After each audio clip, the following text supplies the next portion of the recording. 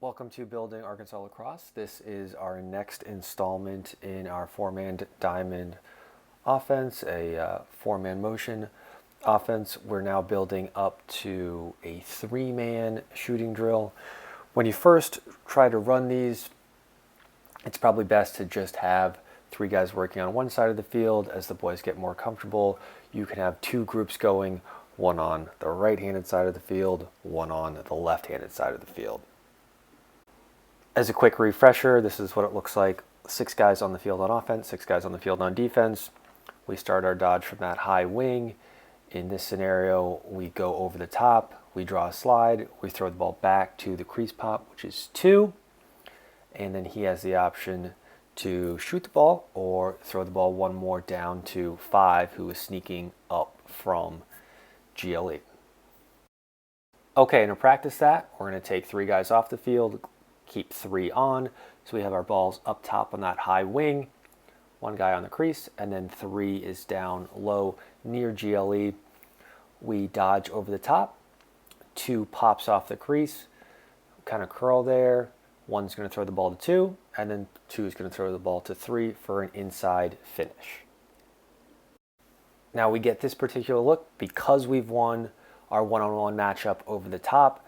The crease guy has decided to slide. Our crease man has filled that space there, and then that off-ball defenseman, that second defenseman, has come upfield to try to help on 2.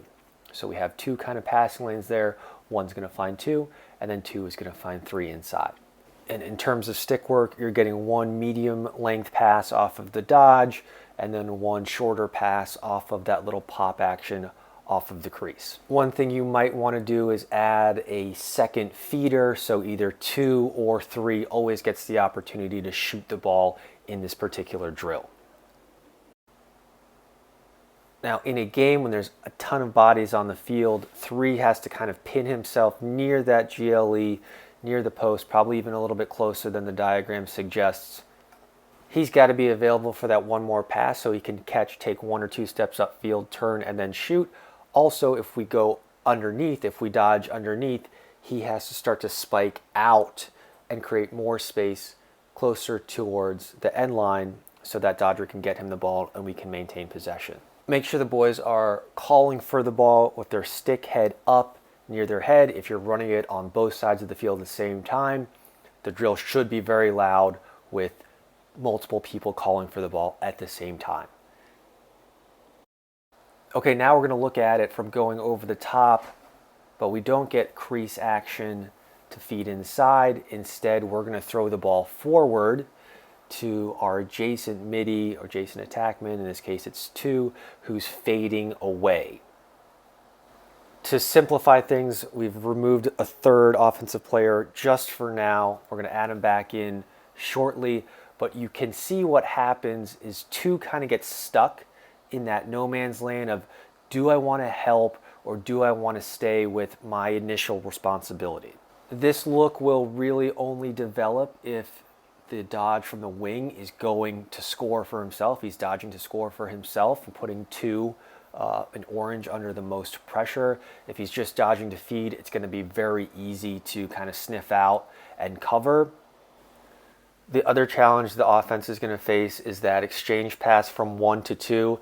As the help defenseman comes over, he's going to be in between the passing lanes, so you're going to have to work on throwing a little bit of a kind of a floated ball that 2 can run under to catch, and then most likely that could be a step down shot or a catch and carry and then shoot on the run. If you don't practice it the first time they try to run it in a game, you can almost guarantee that 1 is going to throw the ball too hard, 2's not going to be able to see it, there's going to be that screen there, and it's going to be a turnover. And we're going to show it one more time at a little bit more real-time speed. 1 sells down the alley, cuts back over the top. 2 comes to help. Throw that little dump pass over the top, catch and shoot. You can certainly install that as just a 2-man shooting drill to get all 3 involved. Still have the same action. We sell underneath, we go over the top.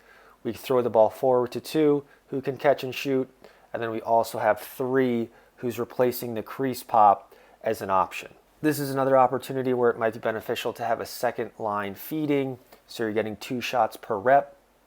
Someone's throwing the ball to 2, and then he's going to shoot, or he'll throw it to 3, or you have someone throwing directly to 3, and then 2 is going to take his shot. In a game, you might get that look from 2 to 3 as the defense is scrambling to recover after 2's man has gone to help against 1, and now 3's man is going to help against 2. So if R3 can then curl into that seam, you get that little dump pass inside for a catch and shot. Okay, I wanted to show off this little clip from Duke Hopkins from a few years ago. Just pay attention to the 2 middies that are above the offensive box. They're going to run kind of this dodge and fade look that we've been repping in the shooting drill. The other part of the offense popping off the crease is a little bit different than what we've been working on, but you can see as that dodge begins over the top, 9 fades away and he creates room for the dodger. Now, because 10 for Hopkins is below the dodge, which is what defenses are going to teach, he can kind of see what's happening and he stays with his man, so we don't get that forward pass for the shot for 9, but we've still created a ton of room. I would rather us shoot the ball from the middle of the field, where this Duke midi does shoot it, than add an extra pass before we can shoot. Previously we talked about looking beyond the on-ball defenseman, seeing the help defenseman. So our dodger should know that that adjacent help isn't going to be there.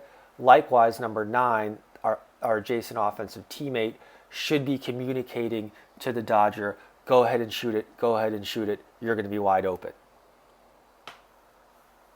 One more time here. We get downhill. He doesn't continue to fade towards the sideline. He cuts back downhill. It's a great opportunity to score. Okay, so next up, we'll really start to put together all the pieces here so we can get into 6-on-6, what things are going to look like, especially those 5 and 6 low guys, how they want to work off the pipe around GLE to create space and also be a threat. Again, please leave comments, questions in the comment section. I look forward to your feedback.